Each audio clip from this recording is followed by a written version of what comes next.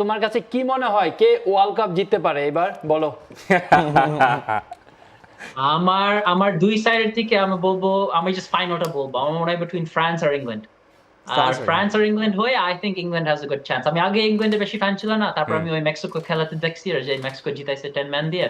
I was impressed by England, so I think France England final. We'll see. That Sorry means to all the তোমার Argentina শোভিত fans. ভাই আপনার কাছ থেকে আর্জেন্টিনার নামটা শোনার জন্য কিন্তু এই তপু বর্মন আপনাকে এই প্রশ্নটা করেছে। আপনি যে That means- বললেন না, এই তপু ভাই তো কষ্ট পেয়েছে।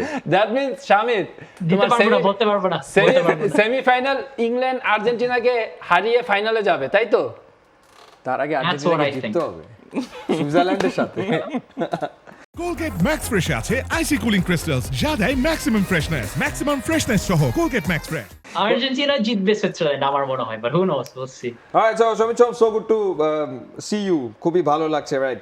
সো ওয়ার্ল্ড কাপে এবার রেফারিং নিয়ে অনেক কথা হচ্ছে এবং ভার নিয়েও অনেক অনেক অনেক আলোচনা। বিং আ প্লেয়ার, সো আপনি বিষয়গুলোকে কিভাবে দেখেন?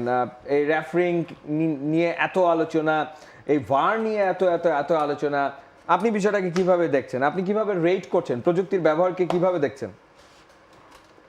ইন্টারেস্টিং জিনিস কি হলো, আপ আনটিল ওই ইজিপ্ট আর্জেন্টিনা খেলা আমার মনে হচ্ছিল যে রেফারিংটা মোটামুটি খুব ভালো ছিল, মানে মোস্টলি ভিআর ডিসিশন সবকিছু খুব স্পট অন, ভালোভাবে দেখতেছিল। এখন আরো যে ম্যাচ যে একটু ইম্পর্টেন্স বাড়তেছে, বোধহয় একটু প্রেশার, ওই সময়তে একটু সমস্যা দেখছি যে হচ্ছে, ফর এক্সাম্পল ওই আর্জেন্টিনা ইজিপ্টের যে গোল, যে ওই ফাউল আর এক সাইডের মাটি হয়েছে, ওই গোলের সময় ইজিপ্ট সেকেন্ড গোল দিয়েছে। সো দিস থিংস একটু ট্রিকি বলতে, তাই না? খেলা হিসাবে if I'm Egypt I'll be very frustrated, very disappointed. If I'm Argentina আমি খুশি হবো, একটু মানে লাকি হয়ে গেছি। সো ওইটাতে খেলাতে হয় কন্ট্রোভার্সি, VAR ছাড়া VAR সহ there's always going to be certain controversies, but in the end এটা তো খেলা, কিছু করে নাই। VAR আগে সমস্যা ছিল, VAR পরে সমস্যা আছে, that's part of the game I think, যে এই কন্ট্রোভার্সি হয়। মেইন জিনিস হলো hopefully তুমি রাইট সাইড অফ VAR থাকো, and if you're on the wrong side তাহলে তোমার তো বেশি মন খারাপ, বেশি কষ্ট হবে। Exactly, right. Tricky situation. আচ্ছা শোভিত ভাই, টুর্নামেন্টের যত গভীরে যাওয়া হয় তখনই লামিন ইয়ামাল একটু তার নিজেকে মেলে ধরতে পারেন, যদিও শুধু আমার কাছে রেফারেন্স হিসেবে ওই ইউরোর চ্যাম্পিয়নশিপটাই আছে যেখানে লামিন ইয়ামাল ওয়াজ ব্রিলিয়ান্ট, মানে সেমিফাইনাল ফাইনালে এই ক্রাঞ্চ ম্যাচগুলোতে তিনি আলাদাভাবে নিজেকে মেলে ধরেন। আর মনে হচ্ছে যে ফ্রান্সের চেয়ে বা পর্তুগালের চেয়ে বা আর্জেন্টিনার চেয়ে স্পেনের মিডফিল্ডটা এই মুহূর্তে বিশ্বের সেরা, মানে এটা মানতেই হবে। আপনি দ্বিমত পোষণ করলে করতে পারেন, কিন্তু তাও আপনি স্পেনকে রাখছেন না ফাইনাল পর্যন্ত। কঠিন বলতে, এই ম্যাচ দেখি কি হয়, স্পেন যদি জিতে, স্পেন আর ফ্রান্স আর একটা খুব ভালো খেলা হবে, ওইটা ফাইনাল বলা যায়, মানে যে কোয়ালিটি, তাই না? বাট ওয়ার্ল্ড কাপে there can only be one winner, there can only be two teams in the final. So কষ্ট লাগে বলতে যে আমার মনে হয় যে স্পেন বোধহয় ফাইনালে যাবে না, জাস্ট বিকজ ওই ফ্রান্সটা বসে আছে এদের জন্য। বাট স্পেনের মিডফিল্ড বেস্ট, মানে ফ্রান্সের থেকে স্ট্রং হবে, বাট ফ্রান্সের ফ্রন্ট ফোর আমরা যে দেখছি, মানে এমবাপ্পে কোথার থেকে স্কোর করতে পারে, ওলিসে কোথার থেকে সেট আপ করতে পারে, আর ডেম্বেলে যে স্পিড, বাম পা ডান পা দুইটা দিয়ে মারতে পারে, it's hard. So we'll see এই ম্যাচের পরে we'll see ওই নেক্সট খেলা কিভাবে হয়, France against Spain or Belgium. আচ্ছা, আপনাদের ন্যাশনাল টিমের অ্যানালিস্ট নাসিব ভাই এখানে ছিলেন কিছুক্ষণ আগেই, বলছিলেন যে এই ম্যাচটা তার প্রেডিকশন হচ্ছে বেলজিয়াম স্পেনকে হারিয়ে দেবে।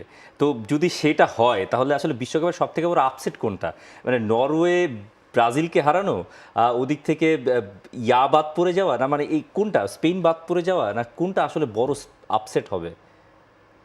আমার মনে হয় তাও বড় আপসেট হলো নরওয়ে ব্রাজিল, তাই না? লোকজন ওইটা চিন্তাও করে নাই যে নরওয়ে এভাবে জিততে পারবে, আর ব্রাজিলের এক্সপেকটেশনটা অনেক।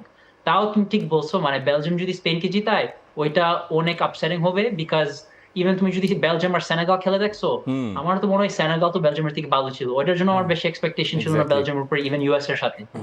বাট আমি দেখতেছি এখন, and this is how tournament football কাজ করে, তোমার আর্জেন্টিনা 2022 ওয়ার্ল্ড কাপের একই জিনিস, তোমার ওয়ার্ল্ড কাপের শুরু ওই সময়তে এত ভালো খেলতে হবে না, জাস্ট কখন ম্যাটার করে। সো বেলজিয়াম আস্তে আস্তে মানে ইনক্রিজ করতেছে এদের পারফরমেন্স ঠিক সময়তে, so they will give a good competition against Spain. So Nasib ভাই ও ঠিক বলছে, ঠিক পয়েন্ট দিয়েছে। এই ম্যাচের প্রেডিকশন সমিত আপনার কাছ থেকে? আমি বলবো আমার মনে হয় স্পেন জিতবে, আর স্পেন জিতবে 2-1। দারুণ দারুণ। হ্যাঁ, ন্যাশনাল টিমের মানে দুই ফুটবলারের প্রেডিকশন সেম। হ্যাঁ, দুইজনের প্রেডিকশন একেবারে মিল, দুই বন্ধুর একই লেভেল, সিনক্রোনাইজেশন তো একই আমাদের। না, সিনক্রোনাইজেশন একেবারে জমেছে।